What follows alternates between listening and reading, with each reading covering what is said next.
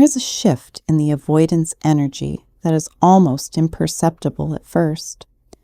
They become slightly more present, slightly more curious, slightly more willing to engage beyond their usual surface-level interactions. This is not dramatic transformation or sudden emotional availability. It is subtle softening, a cautious lowering of defenses that signals something significant. The avoidant is catching feelings. This is a fragile, terrifying moment for them, and how you respond will determine whether those feelings develop into something real or whether they trigger the avoidance retreat response. Most people, in their excitement or relief at finally seeing progress, make critical mistakes that push the avoidant away, precisely when connection was becoming possible. Subscribe for the psychology that helps you navigate this delicate phase without sabotaging the progress you've both worked toward. Do not acknowledge it directly. The biggest mistake you can make when an avoidant starts catching feelings is pointing it out. Do not say, "I notice you're being more open," or "It seems like you're feeling closer to me," or "Are you developing feelings?" These observations, however well-intentioned, will trigger immediate panic. The avoidant is already terrified of the vulnerability they are experiencing. Having it named and made explicit forces them to confront it consciously, and conscious confrontation activates all their defense mechanisms. They will deny it, pull back, or create distance to prove to themselves and to you that they are not as affected as you think. Instead, allow the feelings to exist without commentary. Let them unfold naturally, without drawing attention to the shift. The avoidant needs to feel safe, exploring these emotions at their own pace. And safety requires that you do not make their internal experience a topic of discussion before they are ready to discuss it themselves. Do not increase pressure or expectations.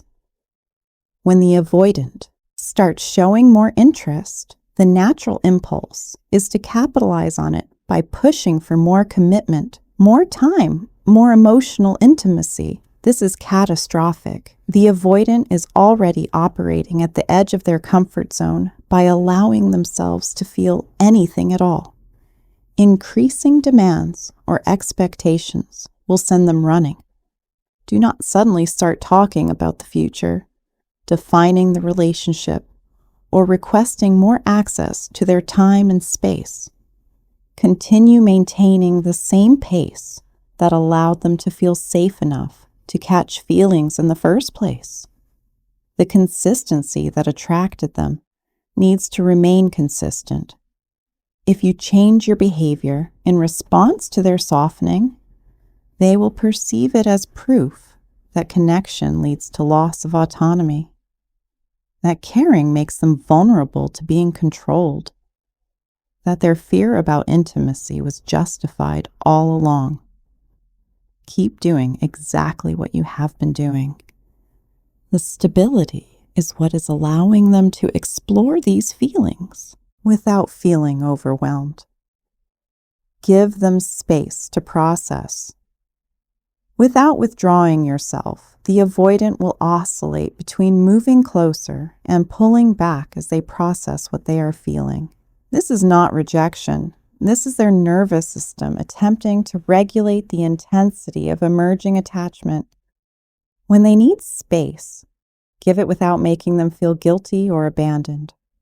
But here is the crucial distinction.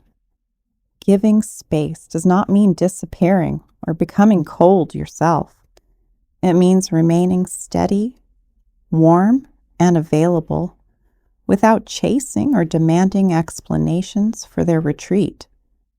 The avoidant needs to know that their need for distance will not result in you leaving permanently, but also that their presence is not the only thing maintaining your emotional stability.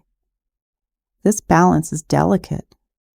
You must be present enough that they feel secure in your consistency, but independent enough that they do not feel responsible for your emotional regulation.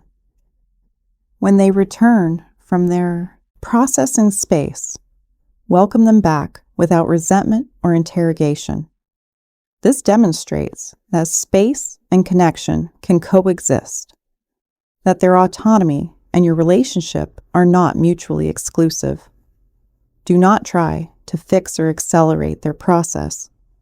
The avoidant catching feelings is already engaging in something that feels dangerous to them. They do not need you to help them process faster, to encourage them to be more vulnerable, to explain their patterns to them. They need you to simply be present while they navigate their own internal experience at their own pace. Do not play therapist. Do not send them articles about avoidant attachment. Do not try to fast-track their emotional development. Your role is not to fix them, but to provide a safe, consistent environment where they can explore feelings without pressure. The more you try to manage their process, the more you confirm their fear that intimacy means losing themselves to someone else's agenda. Trust that if you maintain your boundaries, your stability, and your own wholeness, the avoidant will either continue to soften naturally or will reveal that they are not capable of the connection you deserve. Either outcome gives you clarity, and clarity is more valuable than clinging to potential that may never materialize.